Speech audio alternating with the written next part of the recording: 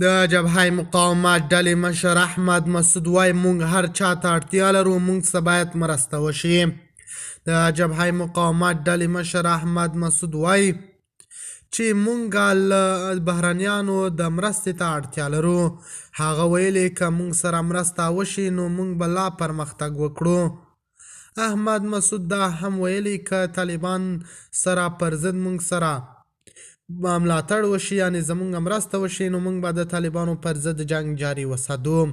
د خرابات ټي وي چینل درنو لیدونکو سلام، ستړي مه شئ، وخت مو بخیر. هیله لرم چې جوړ او روغ به یې. په سر کې یادونه کوم که خرابات ټي وي چینل مو نوي سبسکرایب کړه، په درنښت سره خرابات ټي وي چینل سبسکرایب کړئ. د پنجشیر د جبهې مشر وایي له طالبانو سره د جګړې لپاره د بهرنیو هیوادونو مالي ملاتړ ته اړتیا لري او له هغوی وغوښتل چې د طالبانو په وړاندې خپل چلند بدل کړي.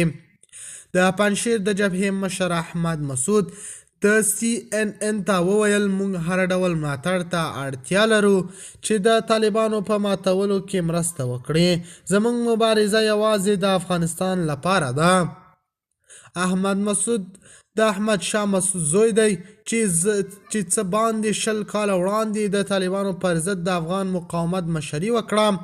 15 کلن مسعود ادعا کوي چې د هغه ځواکونه چې د پنجشیر جبهې په نوم یادېږي په روان کال کې په ټول افغانستان کې 200 پوځي عملیات کړي او 50,000 سرتیري لري، چې د یادولو وړ ده چې دومره خلک به هم لا په پنجشیر کې شتون ونه لري لکه څومره چې دا سرتیري لري.